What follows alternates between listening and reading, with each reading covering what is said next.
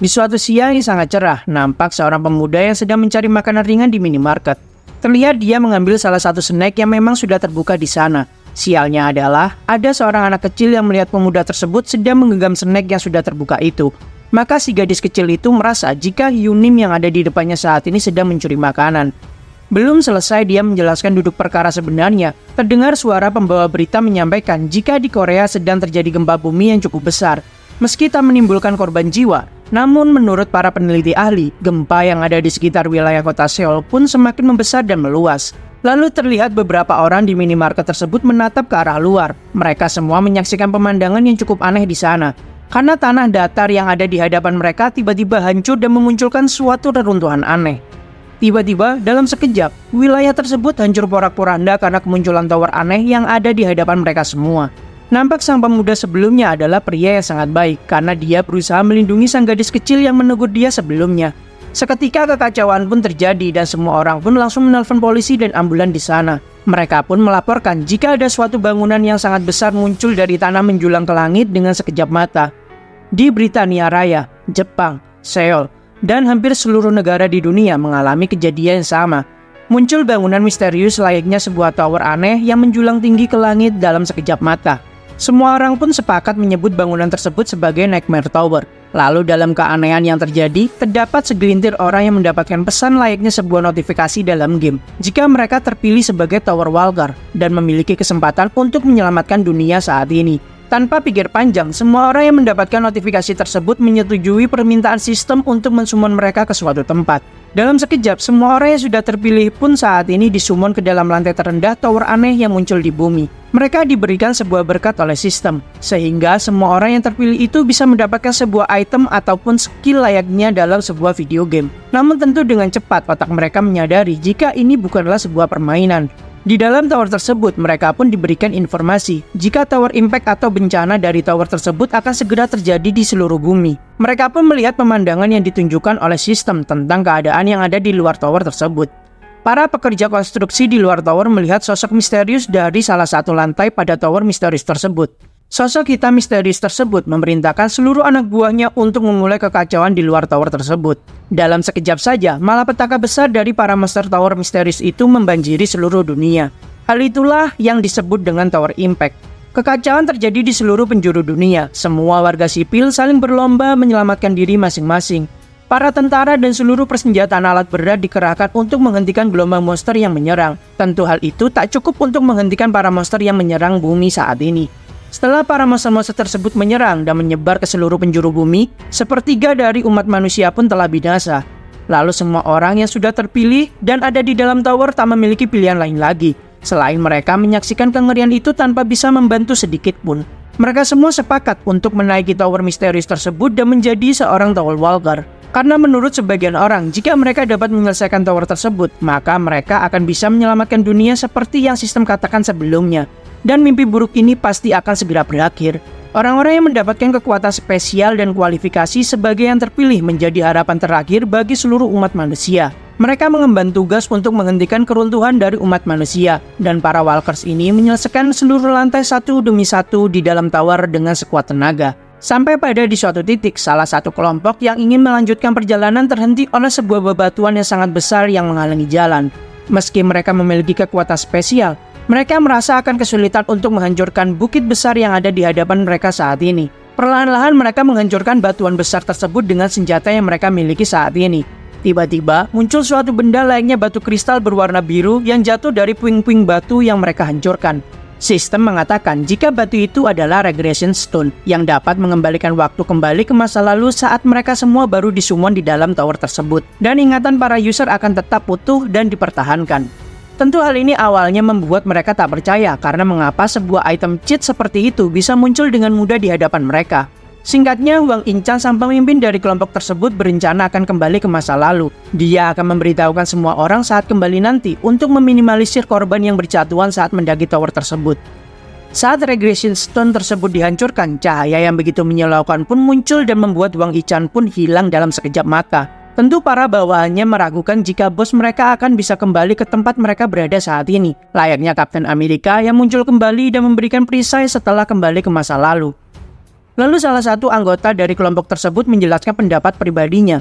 Dia adalah Sakamoto, mantan guru sains di sebuah sekolah menengah. Singkatnya, Sakamoto menyampaikan jika kemungkinan ketua mereka kembali ke masa lalu namun di timeline yang sangat berbeda. Maka dari itu, mereka tak akan bisa bertemu lagi dengan ketuanya. Sakamoto berusaha menjelaskan teori multiverse layaknya dunia yang ada di komik Marvel. Meski teman-teman Sakamoto tak ada yang mengerti, saya yakin jika para pendengar bisa mengerti tentang teori tersebut. Pada intinya, Wang Ichan pun sang ketua kelompok itu kembali ke masa lalu dan berada di timeline yang sangat berbeda. Tentu hal itu tak akan mengubah apapun pada dunia yang mereka jalani saat ini. Selama ini sistem tak pernah berbohong akan informasi yang mereka berikan. Maka mereka saat ini yakin jika bisa kembali ke masa lalu namun ke waktu yang sangat berbeda. Meski itu semua cuma sebuah hipotesis kemungkinan, namun mereka pun menganggap hal itu sebagai dasar teori yang mereka percayai saat ini. Sementara itu, Tower Impact kedua pun terjadi di seluruh dunia. Sebelum semua manusia di bumi binasa, para Walkers pun harus mengambil sebuah keputusan antara menggunakan Regression Stone dan kembali ke masa lalu atau tetap berjuang di sini sampai mati. Para Walkers pun terus berjatuhan saat melawan para monster-monster yang ada di tower tersebut. Saat harapan bagi para Walkers pun sudah tak terlihat lagi, muncullah suatu kelompok yang menjadi harapan terakhir. Monster raksasa yang begitu kuat dan seakan-akan tak dapat dikalahkan. Dengan sangat cepat dan cekatan, salah seorang Walkers dari kelompok tersebut bisa menghabisi dan mencincang monster tersebut dengan sangat mudahnya. Segelintir Walkers tersebut nampak sangatlah terlatih dan sangat hebat dalam berburu para monster yang menjadi ancaman untuk manusia. Mereka adalah orang-orang yang tak tergoyahkan oleh harapan yang disebut dengan Regression Stone. Mereka adalah sekelompok Walkers yang melindungi masa kini dan bukan masa lalu. Harapan terakhir bagi seluruh umat manusia. Skuad itu disebut dengan Carpe Diem. Semakin tinggi lantai yang dinaiki, semakin timbullah suatu perasaan janggal dalam hati para Walkers. Karena ada suatu hal yang salah dirasakan para Walkers saat itu. Kelompok Carpe Diem pun berusaha melawan bos lantai yang begitu menyebalkan di lantai tersebut. Kerjasama yang begitu apik diperagakan oleh kedua tokoh penting dalam kelompok tersebut.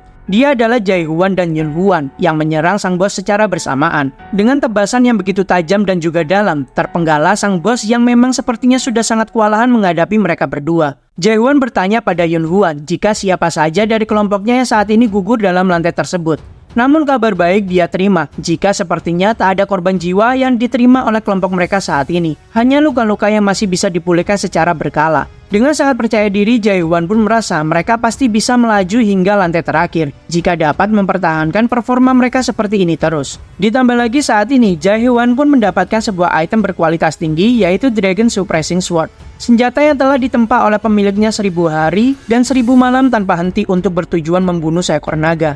Dengan senjata yang lebih kuat dia dapatkan, bertambahlah kepercayaan dirinya untuk menyelesaikan tower ini bersama kelompoknya. Namun pikiran tersebut terlalu cepat untuk dirayakan oleh Jae Hwan, karena semua berjalan tak sesuai rencananya. Di lantai 98, mereka menghadapi bos monster di ruangan yang menyerupai dengan neraka yang dipenuhi dengan lava dan bebatuan yang begitu tajam. Semua anggota Carpe Diem pun berguguran di sana, bahkan senjata dan armor mereka bisa meleleh hanya karena lava yang mengenainya. Saat Jae Hwan termenung dan terkejut karena melihat pemandangan yang begitu mengerikan di depannya, terhempaslah dirinya oleh pukulan sang bos monster di sana hingga membuatnya harus terbentur ke dinding hingga dinding tersebut hancur. Dengan darah yang keluar dari dalam mulutnya, hal itu menunjukkan jika serangan tersebut begitu kuat dan sangat fatal yang dia terima. Dalam rasa kehampaan yang dirasakan oleh Jae Hwan, dia mengingat semua anggotanya yang tersenyum bahagia. Terlihat harapan mereka untuk keluar dengan selamat pun saat ini harus sirna karena ketidakmampuan umat manusia saat melawan para monster. Seakan-akan semua waktu yang sudah mereka habiskan hanya untuk mati dengan sia-sia di tempat itu. Dalam keadaan yang benar-benar sangat kritis untuk Jae Hwan, dia pun melihat ke arah belakang sang bos monster. Dari belakang kepala sang bos monster, nampak Yun Hwan pun sudah siap memberikan serangan dengan kedua dagger tajamnya. Yun Hwan yang tak menyerah pun meminta Jae Hwan untuk bangun dan terus berjuang. Dia terus berusaha memberikan serangan pada sang bos monster dan berkata jika dia tentu tak akan bisa mengalahkan sang bos itu sendirian saja. Namun karena memang sang bos bukanlah seekor monster yang bodoh, dia menyadari serangan tersebut dan mengalihkan serangannya pada Yun Hwan dan tak lagi ke Jae Hwan. Tanduk yang begitu tajam pun menembus tubuh Yun Hwan hingga sangat dalam. Tak berhenti di sana saja, sang bos pun membenturkan kepalanya beserta Yun Hwan yang masih tertancap pada tanduknya ke dinding hingga hancur berkeping-keping. Jae Hwan yang mengetahui hal tersebut pun sangatlah marah dan muak karena sahabatnya diperlakukan layaknya sebuah mainan anak kecil di sana. Dengan sisa tenaga yang dia miliki, diambillah pedang pembunuh naganya untuk menyerang sang bos monster. Dalam pandangan Jae-hwan, dia tiba-tiba melihat sebuah jalur layaknya benang petunjuk bagi dirinya untuk menyerang ke titik yang sudah ditunjukkan oleh jalur tersebut. Tanpa berpikir panjang lagi, Jae-hwan pun dengan intuisi tajamnya melompat dan menyerang ke titik yang sudah ditunjukkan oleh jalur tersebut dengan penuh keyakinan. Satu tusukan yang begitu kuat pun dilancarkan olehnya. Singkatnya, semua pun berakhir. Bos lantai 98 harus menyerah di tangan sang Walkers Jae-hwan beserta kelompok yang dia pimpin. Lalu Jae-hwan pun mengajak Yun-hwan untuk lanjut ke lantai selanjutnya. Namun terlihat di sini jika Yun-hwan terluka sangat parah di bagian perutnya. Mustahil bagi dia untuk selamat ke lantai selanjutnya jika diteruskan. Jae-hwan pun akhirnya menyadari jika saat itu dia akan kehilangan sosok sahabat yang selalu tersenyum di segala medan dan keadaan yang melanda kelompok mereka. Kim Yun-hwan, sang Walkers yang memiliki julukan Smelter Knight, sepertinya perjuangannya harus berhenti di lantai 98 ini. Dan untuk pertama kalinya, dia kehilangan senyumnya di saat itu. Melihat temannya tersebut yang akan menggunakan Regression Stone dan kembali ke masa lalu sempat membuat Jae-hwan kecewa. Namun melihat sahabatnya sudah sekarat, maka dia pun memerintahkan Yun-hwan untuk segera pergi dan menggunakan batu terkutuk tersebut dan meninggalkannya. Dalam hati Yun-hwan pun dia merasa jika Jae-hwan sangatlah kuat, bahkan lebih kuat dari perkiraan dia sebelumnya. Sambil menaiki tangga, Yun-hwan pun merasa sangat kagum terhadap sahabat seperjuangannya tersebut. Dia yakin jika Jae-hwan pasti bisa naik hingga lantai terakhir dan menghentikan malapetaka yang terjadi saat ini. Dengan hati yang dipenuhi dengan rasa lega, dia pun bisa memasrahkan takdir bumi pada Jae-hwan saat ini. Dan akhirnya Yun-hwan pun menjatuhkan dirinya dari atas lantai keluar, daripada menggunakan Regression Stone seperti yang difikirkan oleh Jae-hwan sebelumnya. Tak ingin larut dalam kesedihan, Jae-hwan pun berdiri di depan pintu lantai berikutnya. Dia pun menetapkan hatinya untuk terus maju dan tak menyerah. Meski hanya seorang diri, Jae-hwan pun membuka pintu lantai berikutnya dan akan menantang bos lantai 99 seorang diri saja. Hawa yang begitu dingin pun menyambut kedatangan Jae-hwan di sana. Di wilayah yang begitu dingin tersebut, Jae-hwan pun terus berusaha menghindari nafas beku dari sang naga yang menjaga lantai 99 tersebut. Tentu dengan kelincahan yang dimiliki oleh Jae-hwan membuat sang bos merasa sangat kesal dan sangat jengkel. Karena manusia kecil di depannya seperti layaknya seekor tikus yang begitu lincah saat melarikan diri. Dengan sebagian tangannya sudah membeku karena terkena serangan dari sang naga tersebut, Jae-hwan pun terus memprovokasi sang naga. Karena bagi Jae-hwan tak ada kata menyerah untuk dirinya selama dia masih bisa bernafas. Di dalam goa, nampak jika Jae-hwan sedang bersembunyi dari kejaran sang naga es tersebut, sambil dirinya mengobati tangannya yang membeku menggunakan cairan potion yang dia miliki. Dalam keheningan, Jae-hwan pun mengingat jika dia sudah 10 tahun berada di lantai 99 tersebut. Dia sudah menghadapi kesulitan yang tak terhitung jumlahnya saat perjalanan menuju ke lantai 98 sebelumnya. Namun semua itu tak bisa dibandingkan dengan kesulitan yang ada di lantai 99 ini. Bos lantai 99 Ice Dragon Velcisus merupakan seekor naga ice yang begitu kuat hingga dari nafasnya saja dapat membuat badai es yang begitu kuat. Bahkan meski Jae-hwan saat ini memiliki cold resistance yang telah mencapai level maksimal, hal itu tak dapat menahan serangan dari nafas Ice Dragon Velcisus tersebut. Jika saja bukan karena perlengkapan yang ditinggalkan para Walkers lainnya pada Jae-hwan, tentu dia tak akan bisa bertahan selama ini saat menghadapi sang bos naga tersebut. Dragon Suppressing Sword yang dia dapatkan saat berada di lantai 85. Ditambah Ice Demon Armor yang diberikan oleh Yun-hwan kepadanya. Dan satu item yang begitu bermakna untuk Jae-hwan yaitu Fire King Bracelet yang dia dapatkan dari pemberian Han Se-yeol. Dengan setulus hati, Jae-hwan pun meminta maaf pada bayangan Han Se-yeol karena waktu itu dia masih belumlah kuat dan tak bisa melindunginya. Flashback pun terjadi saat dimana Jae-hwan berada di lantai bawah bersama salah satu kenalannya. Nampaklah Jae-hwan sedang berbincang dengan seorang pandai besi kenalannya. Dia adalah Mr. J, sang blacksmith yang berada di kota yang ada di lantai 50, dan kota tersebut dikenal sebagai Atopos. Atopos dijadikan sebagai markas besar bagi para Walkers. Bagi korban yang terluka ataupun yang meninggal akan dibawa turun dan dirawat di lantai 50 tersebut. Meski begitu, semua pejuang tak ingin kehilangan secercah harapan yang mereka miliki. Maka dari itu, mereka membentuk sebuah tim penyelamat darurat untuk menyelamatkan regu raid yang tak dapat lagi terus bertarung. Dan para blacksmith akan merawat perlengkapan para walker tersebut secara gratis, karena para pejuang tersebut bertarung demi umat manusia. Setelah semuanya berlalu begitu cepat, saat ini kemungkinan blacksmith satu-satunya hanyalah Mr. J seorang yang tersisa di Atopos ini. Namun hal tersebut tak terlalu difikirkan olehnya, karena menurut Mr. J juga pelanggannya tak begitu banyak, dan itu juga termasuk Jae-hwan. Ditambah lagi material yang biasanya dipasok dari lantai bawah akhir-akhir ini sudah tersendat dan berkurang sangat drastis. Tentu Jae-hwan pun menyadari tentang hal tersebut, dan kemungkinan itu disebabkan oleh menyusupnya para Tower Walkers. karena banyak sekali walkers yang sudah gugur dalam medan pertempuran. Mereka sudah berjuang sangat lama di dalam tower misterius tersebut. Bahkan semua walker sepertinya sudah tak bisa mengingat lagi tahun berapa saat itu, karena tower impact yang terjadi di luar tower sudah berjalan lebih dari 10 kali banyaknya. Dan mulai saat itu, tak ada lagi manusia yang tersumun di lantai 1 seperti para walker sebelumnya. Akhirnya Jae-hwan pun beranggapan jika mungkin umat manusia sudah punah saat ini. Mr. J pun bertanya, apakah selama Jae-hwan naik dan menuruni lantai berkali-kali, dirinya tak menemukan sebuah petunjuk untuk keluar dari tower terkutuk tersebut. Lalu akhirnya Jae-hwan pun mengingat di saat dirinya melihat tempat di mana Regression Stone ditemukan. Terdapat sebuah tulisan aneh di sana yang sepertinya menjadi sebuah petunjuk penting. Tulisan tersebut berbunyi seperti ini, tower di dalam tower, mimpi buruk di dalam mimpi buruk.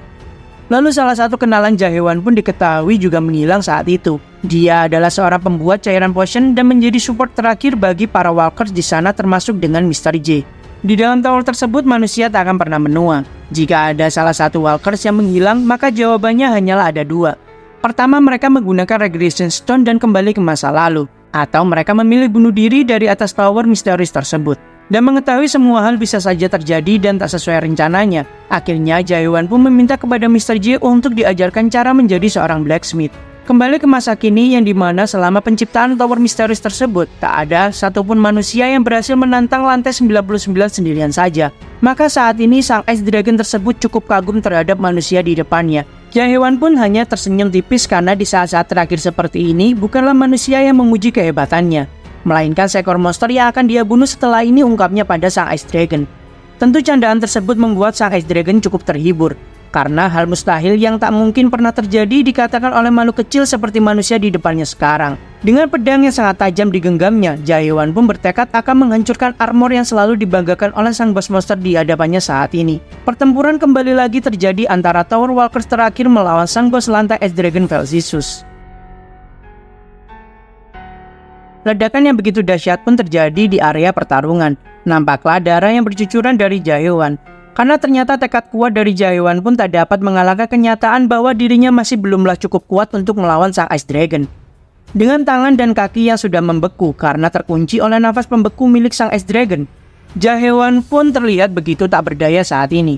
Velsisus berkata, meskipun Jae-hwan berjuang dengan mati-matian, mustahil bagi ras manusia yang lemah mengalahkan dirinya seorang diri saja. Takdir yang begitu memilukan akan datang menemani Jae-hwan mulai sekarang. Itu adalah takdir kesendirian yang begitu mengerikan dan tentu semua itu hanyalah kesia-siaan saja. Meski terluka cukup parah, ternyata Jae-hwan pun masih bisa membalas ocehan dari sang Ice Dragon tersebut. Karena bagi Jae-hwan saat ini Velsisus sangatlah berisik dan terlalu banyak bicara. Dengan sekejap dia bergerak menghancurkan kekangan yang membelenggu dirinya. Namun Velsisus tak merasa khawatir sedikit pun. Karena setelah pertarungannya yang begitu panjang dengan manusia lemah di depannya saat ini, dia menyadari meski Jae-hwan bersikap sok kuat dan tegar saat melawannya, namun pada akhirnya Jae-hwan pun hanya bisa menyerang dengan sebuah tusukan saja dan tak bisa menyerang dengan skill-skill seperti seorang walkers pada umumnya. Diketahui ternyata memang Jae-hwan memasuki tower dengan waktu yang cukup terlambat, maka dari itu dirinya cukup tertinggal dari walkers yang lainnya. Jangankan sebuah skill tersembunyi ataupun kelas tersembunyi, dia terus-terusan kehilangan kesempatannya untuk mendapatkan semua hal itu. Hal inilah yang membuat dirinya menyerah akan skill ataupun kelas tersembunyi dan hanya mendedikasikan dirinya pada sebuah teknik sederhana. Teknik tersebut tidak lain dan tidak bukan adalah sebuah tusukan. Jae-hwan terus menusuk berlatih tusukan tanpa kenal kata berhenti. Dan karena kurang lebih dirinya sudah menusuk sebanyak 50 juta kali seperti itu, maka para rekan-rekannya pun menganggap Jae-hwan sebagai perwujudan tertinggi dari keterampilan menusuk. Dan di saat yang sama, dia merasakan ada perubahan dari teknik tusukannya tersebut. Tekniknya semakin cepat, semakin kuat dan juga sangat akurat. Sebagai hasilnya, skill tusukannya saat ini bukanlah sebuah gerakan sederhana lagi, melainkan tusukan tersebut sudah setara levelnya dengan skill-skill tersembunyi yang dimiliki oleh walkers lainnya. Dan karena itu hanyalah sebuah keterampilan dan bukanlah sebuah skill, maka hal ini tak mengurangi kekuatan spiritualnya ataupun mana sedikit pun. Jadi Jae-hwan pun tak akan merasa kelelahan sedikit pun meski berkali-kali menggunakan teknik tersebut.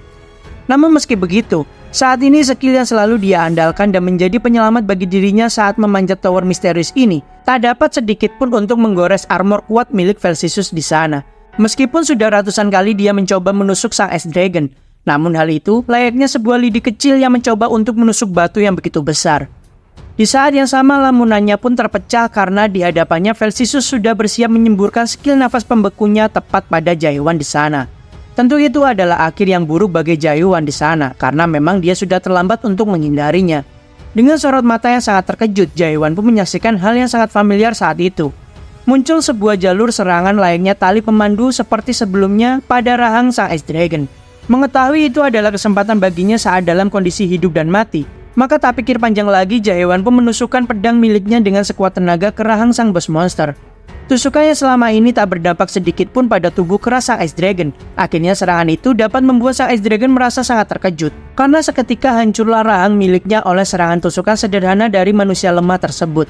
Nampak saat ini Velcisus kehilangan salah satu matanya dan rahang yang sudah hancur di sana. Namun hal itu tak membuat Velcisus menjadi melemah, karena Jae-won pun juga sadar jika tusukannya tersebut belumlah cukup dalam untuk menghabisi sang bos monster. Dikepakanlah sayap es raksasa milik Velcisus di hadapan Jae-won. Hal itu untuk menunjukkan jika Velcisus masih memiliki kemampuan yang masih belum digunakan sepenuhnya saat melawan manusia lemah seperti dirinya. Dan tentu satu serangan yang berhasil didaratkan oleh Jae-won tak akan berpengaruh besar pada pertarungan mereka berdua. Dengan penuh amarah, Velcisus pun akan mengeluarkan semburan es yang lebih besar lagi dari mulutnya. Ledakan yang benar-benar begitu kuat mengincar Jae-won yang sedang berlari menghindari semua serangan mematikan tersebut. Tentu Jae-won menyadari batasannya saat ini, karena tak mungkin bagi dirinya mengalahkan seekor naga yang bisa terbang dan menyemburkan skill mematikan seperti ini terus-menerus. Dengan sangat angkuhnya, Velcisus pun berkata sambil mendekati Jae-won, jika saja ada 10 orang yang memiliki kemampuan seperti Jae-won, kemungkinan besar umat manusia masih bisa selamat dan mengalahkan dirinya. Namun sayang, rasmu yaitu manusia telah tertipu dengan Nightmare Stone. Takdir mungkin saja bisa berubah sepenuhnya jika saja para manusia tak bodoh dan tertipu seperti itu. Dengan mata yang bergetar karena terkejut, Jae-won pun bertanya maksud sebenarnya tentang kebenaran hal yang dikatakan oleh Velcisus. Namun tak mau menggubris pertanyaan dari manusia yang lemah, Velcisus pun menyerang Jae-won dengan cakar tajamnya. Namun Jae-won pun mundur dan kabur sejenak karena dia yakin tak ada kesempatan bagi dirinya untuk menang jika diteruskan. Nampak health point miliknya pun juga tinggal satu baris saja.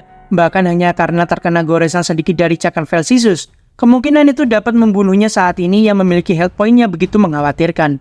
Dalam hening, Jae-won pun semakin penasaran dengan hal yang dikatakan Velcisus sebelumnya tentang ras manusia yang telah ditipu oleh Nightmare Stone. 5 tahun kemudian, nampaklah rentetan notifikasi muncul yang menunjukkan berbagai pencapaian, serta status poin yang sudah mencapai maksimal dari Jae-won setelah mengalahkan Ice Dragon Velcisus di sana. Dalam keadaan sekaratnya, Velcisus pun tak bisa menjelaskan apa yang dimaksud dengan Nightmare Stone, karena Jae-won akan mendapatkan jawabannya langsung saat sudah memasuki lantai selanjutnya yaitu lantai 100. Saat darah hitam Velcisus keluar, di saat yang sama dia pun menjatuhkan sebuah item dengan tingkat yang begitu tinggi. Itu adalah Ice Dragon Sword yang memiliki tampilan seperti tulang hitam biasa saja. Lalu akhirnya darah dari Velcisus pun berkumpul di satu tempat dan membentuk sebuah pintu atau gerbang menuju ke lantai berikutnya. Dalam hati Jae-won pun merasa lega akhirnya dia sampai ke lantai terakhir dengan kemampuan yang sudah dia capai sampai sekarang. Tentu kekuatan yang dia miliki membuatnya menjadi satu-satunya walkers dari ras manusia dari bumi yang dapat bertahan sampai sekarang. Masuklah Jae-won ke gate yang mengarahkannya ke lantai selanjutnya yaitu lantai 100, yang padahal ternyata tulisan lantai 100 berubah menjadi ruang kendali saat itu. Saat Jae-won memasuki pintu tersebut, nampak dia dibawa ke sebuah ruangan yang membuatnya cukup terkejut. Dia melihat berbagai layar layaknya sebuah CCTV ruangan pengendali yang mengawasi semua kegiatan di suatu tempat. Jae-won pun dapat melihat seluruh lantai mulai dari lantai 1 tempat tersembunyinya para walkers hingga lantai 50 atau pos sebagai markas besar dari para walkers. Lalu terdengar suara misterius tanpa wujud yang menyapa Jae-won dan mengucapkan selamat padanya karena dia adalah orang pertama yang berhasil menyelesaikan tower tutorial game tersebut. Notifikasi menunjukkan jika hal itu memanglah benar jika Jae-won adalah orang pertama yang menyelesaikan tutorial game dari dunia 294. Dan pencapaian luar biasa akan dicatat secara permanen di perpustakaan immortal milik dewa. Dan hanyalah para monark yang dapat melihat pencapaian luar biasa tersebut nantinya. Setelah membaca semua notifikasi tersebut, tersentaklah Jae-won karena melihat kata-kata tutorial game. Dengan begitu banyaknya nyawa yang dikorbankan, apakah mungkin jika hal ini masihlah sebuah tutorial? Muncullah sesosok makhluk yang sepertinya menjadi pemilik tower misterius ini. Dia mengira jika Jae-won akan terkejut dan akan tenggelam dalam emosinya. Wajar jika bagi ras manusia merasa sedih dan terkejut setelah mengetahui semua fakta ini ungkapnya pada Jae-won. Namun justru sang sosok itulah yang saat ini terkejut, mendapati jika manusia yang ada di hadapannya sudah pulih dari keterkejutan sebelumnya. Terlihatlah sosok Jaewan yang sangat dingin dan tenang dengan tatapan matanya yang begitu sangat tajam di sana. Dengan nada yang begitu dingin, Jaewan pun bertanya jika siapakah sosok misterius tersebut sebenarnya. Akhirnya sosok itu pun memperkenalkan dirinya setelah dia secara tak sopan langsung menyapa Jaewan tanpa memperkenalkan dirinya terlebih dahulu. Itu semua dikarenakan rasa senangnya setelah melihat Jaewan yang berhasil menyelesaikan tutorial ini. Dan dia adalah manusia satu-satunya yang akhirnya berhasil mencapai lantai 100 sendirian saja. Dia adalah sang Devil Beastren, pemilik dari Tower of Nightmare yang baru saja Jaewan selesaikan itu. Mengetahui jika semua hanyalah sebuah tutorial, maka tentu Jaewan menanyakan jika pasti ada game yang sebenarnya harus Jaewan selesaikan setelah ini, bukan? Pertanyaan itulah yang saat ini dilontarkan Jaewan pada sang penguasa tower tersebut. Sang pemilik tower itu merasa sangat senang karena Jaewan sangatlah tanggap dan sangat pintar dalam memahami suatu hal.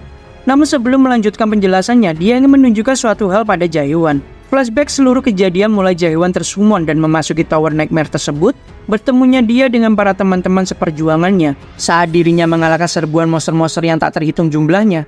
Dan diperlihatkan juga saat dimana dia harus kehilangan sosok yang begitu penting bagi dirinya, yaitu Seyul dan juga sahabatnya Yunhuan. Dengan senang hati, sang pemilik tower akan memberikan satu kesempatan pada Jaewan untuk memainkan tutorial ini mulai dari awal lagi. Hal itu pasti adalah hal yang sangat istimewa untuk para umat manusia, bukan? Tanyanya pada Jaewan. Karena seperti lainnya di komik-komik dan novel yang ada di bumi, mereka semua mulai dari awal dengan kekuatan serta ingatan mutlak sebagai pemenang. Dalam diamnya, Jaewan pun memikirkan tentang betapa bodohnya mereka semua, karena tak peduli mereka bisa atau tidaknya setelah naik ke puncak tower tersebut. Sebenarnya mereka para umat manusia sudah ditipu sejak awal. Metode apapun tak akan dapat menghentikan Tower Impact yang akan membumi hanguskan seluruh umat manusia di bumi. Mereka semua hanya terpaku untuk menyelesaikan tower terkutuk tersebut dan berharap jika keselamatan umat manusia akan bisa mereka capai dengan mudah setelah menyelesaikan tower itu. Akhirnya Jaewan pun berkata pada sang pemilik tower, karena pasti sang Devil sudah sangat mengetahui dengan sangat baik jika Jaewan tak akan pernah kembali ke masa lalu. Tiba-tiba tertawalah sang Devil dengan sangat terbahak-bahak, merasa kagum dengan Jaewan yang memilih untuk tak menerima tawaran konyol dari dirinya. Dia mengatakan tak peduli item apapun yang digunakan, tak akan ada makhluk yang dapat dikirim ke masa lalu. Karena item cheat seperti itu memang benar-benar tidak pernah ada. Saat Jaewan berkata jika ada Regression Stone untuk digunakan, tersentaklah dia mendapati fakta yang begitu mengejutkan dan dia juga mengingat perkataan dari sang S-Dragon yang dikalahkan sebelumnya. Karena sang penguasa tower akhirnya melakukan sedikit perbaikan nama dari item tersebut. Nama item tersebut bukanlah Regression Stone, melainkan item itu adalah Nightmare Stone. Nightmare Stone tak akan mengirimkan pengguna ke masa lalu, melainkan mereka akan terperangkap di dalam mimpi yang dibuat oleh batu tersebut. Sang Devil pun sampai keheranan mengapa ada suatu ras yang begitu terpaku dalam kembali ke masa lalu seperti manusia. Dan tentu hanyalah para manusia seperti kalianlah yang dengan sangat mudah tertipu dengan iming-iming mustahil seperti itu. Dan untuk mempersingkat waktu, sang pemilik tower pun memunculkan sebuah notifikasi persetujuan jika apakah Jaewan bersedia melanjutkan game utamanya atau tidak saat ini. Jaewan tak akan dikirim ke masa lalu, melainkan dikirim ke permainan yang sebenarnya sekarang. Tentu dia yakin jika Jaewan akan mengambil keputusan yang rasional tak seperti manusia lainnya. Namun matanya pun terbelalak setelah melihat Jaewan yang mengeklik pilihan tak menyetujui hal tersebut. Jaewan berterima kasih pada tower tutorial ini karena dari semua hal yang telah dia lewati selama ini, Jaewan sangat yakin jika dia sudah berada di dalam nightmare yang diciptakan oleh tower tersebut saat ini. Karena sang Devil sudah mengakui sebagai pemilik tower terkutuk ini, maka Jaewan pun hanya harus terus melanjutkan game ini hingga selesai dan memburu sang Devil Beastren tersebut lalu melanjutkan ke lantai selanjutnya.